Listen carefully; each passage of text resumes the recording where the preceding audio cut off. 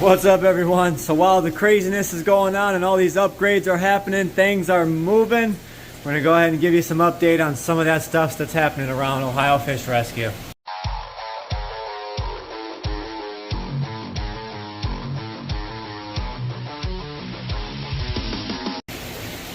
But first, let's go give a little update on the little baby rays. They are looking better and better that each day that goes by. There's a little bit of algae on the glass, that's all right, but their spots are coming in so nice and clean. They are so active and they are eating well. We still have all 4 of them here. 2 are spoken for, so that leaves just 2 left. Here goes some pellets. Let's see if these guys want to eat some. Oh, Muskie got some. Dorado's got some. Sturgeon always loves these pellets. Oh, there goes that little ray, came over and ate. They absolutely love the carnivore pellets. So I feed them this, I feed them shrimp, I feed them bloodworms and brine shrimp. And they love them all. They just absolutely gorge on them. There goes that sturgeon, gobbling them up.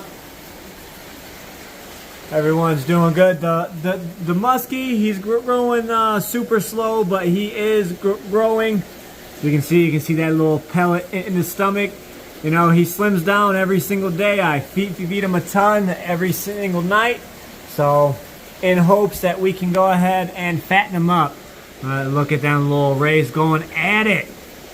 He's going to town. Up, this one's over on the food now. Look at him. Up, that one's back there eating. So they are all doing good. This one's actually looking for food right now. He'll come over and grab some here soon. But, you know, the hardest thing about baby rays is initially getting them to eat.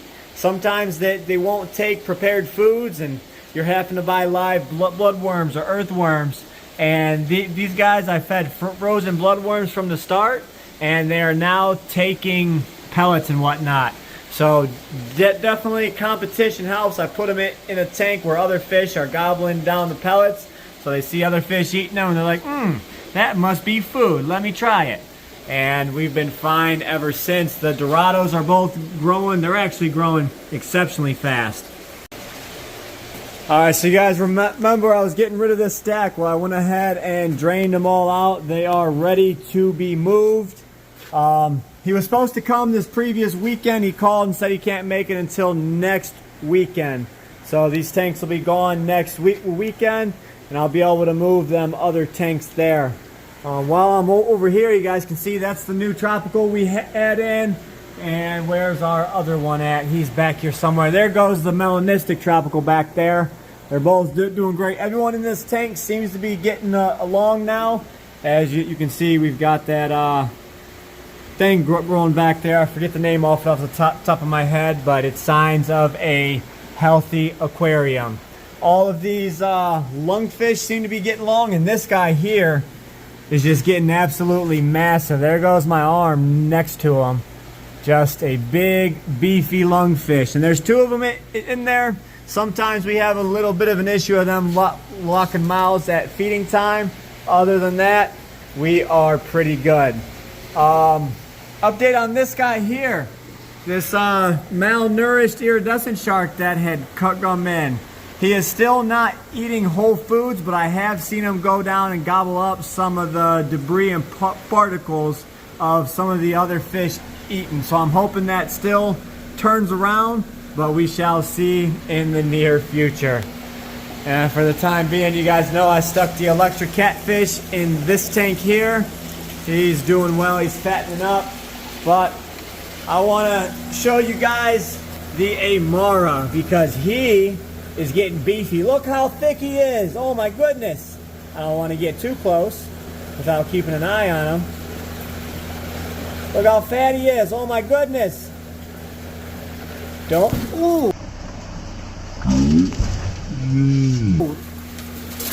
And that is why you don't stick your hands in a tank with an Aimara. Oh my goodness. I got to clean that gravel, but he was not happy. Holy cow. That was awesome. Scared the absolute daylights out of me.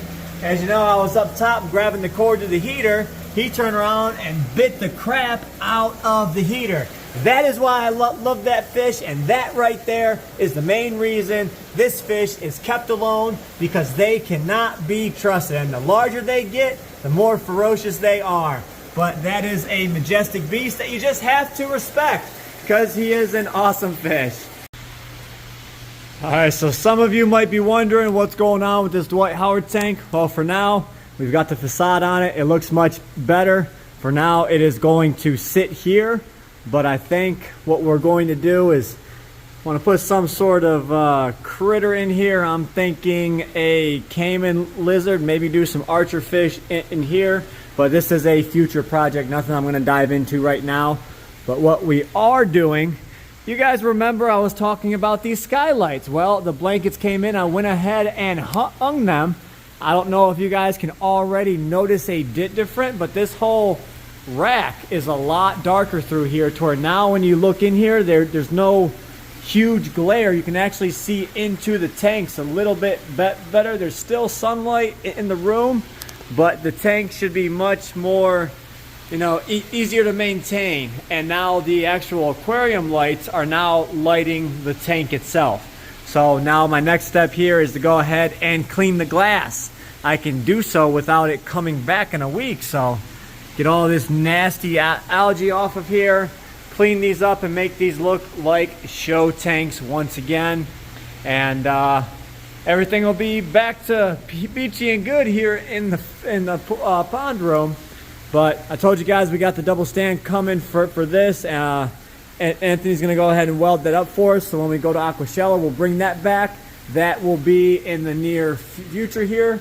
And you guys see we got the stand in, the tank's there. This weekend I plan on doing the work on getting this inside and onto the stand. So that'll be coming in the near future, but that'll be part 2 of that video that was released a couple days ago.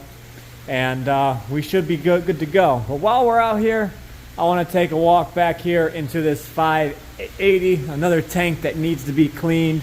But I want to go ahead and show you guys some of the growth on some of these fish, because it is absolutely amazing. These Fogo bass are getting absolutely massive. They're just little chunkers here.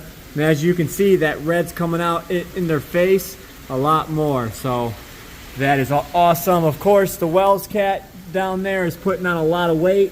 I've got the same deal. I tried putting a blanket up here, but I have to get the 40-foot ladder out because that's a deep pond and a lot took the reach. I brought a 16-foot ladder and couldn't even come close to reaching it. So I have to go and get the 40-foot ladder and make that happen. But Armada's here. This one is getting chunky. So he's putting on some size and girth. And Mr. Lone Star down there, of course, he's growing. That's about it for this tank here.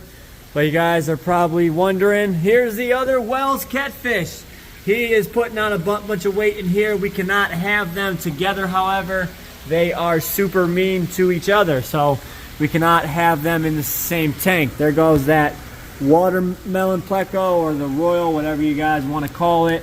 There goes the red fin cactus. I only have select plecos in here, the ones that I absolutely adore. There goes the blue phantom back there. There's a green phantom in here somewhere. And then in the back corner back here is our big flower horn. But that doesn't, there's actually a couple more plecos in here. There's a rhino in this back corner, which I don't care to do much for, but we've had him for so long, so he gets to stay. But as you can see in all these decorations, I put actual live plants in, and they seem to be doing all right with just the sunlight from the skylight. Surprisingly, this tank doesn't do too bad with the sunlight. I don't know if it's just the positioning. It's a little closer to the ground, so it doesn't have as much light exposure. I really cannot say, but that tank being right next to it, up a little bit higher, it gets caked with algae along with them 4 tanks there. But it is looking much, much better through there. What I would like to do in, some of the near future, either get some greenery to hang from each tank, or all black or rock or something I don't want to see underneath them tanks at all. That kind of looks like crap, but it looks better than having nothing there. But we want to improve on that and make things better every single possible way that we can. All right, and as we're talking about fish that are growing, this tigrinus right here has just filled out so nicely in the last couple of weeks. Absolutely beautiful fish, along with that planiceps right there. My dad was a little worried about him possibly eating stuff in here, so we'll probably just end up taking out some of the smaller things that are in this tank and letting that guy grow. But the previous owner was asking about his armadas we previously picked up, and there is your boy. Our small one actually superseded this one because he eats a lot more. We're still working with this guy here, but nonetheless, a beautiful fish in a rather large tank. So hope you guys enjoyed today's video. Now it was a little bit jumping around, a little bit of updates everywhere, but there is still more to come. Still have to move this stingray. Still have to clean all of the glass. It is that time. I have no more excuses. I fixed the problems I said I was going to fix. So now this weekend I plan on getting in the tanks and cleaning them all and making these look back to showroom quality. So I hope you guys enjoyed today's video. We will catch you in the next one. Stay fishy, my friends.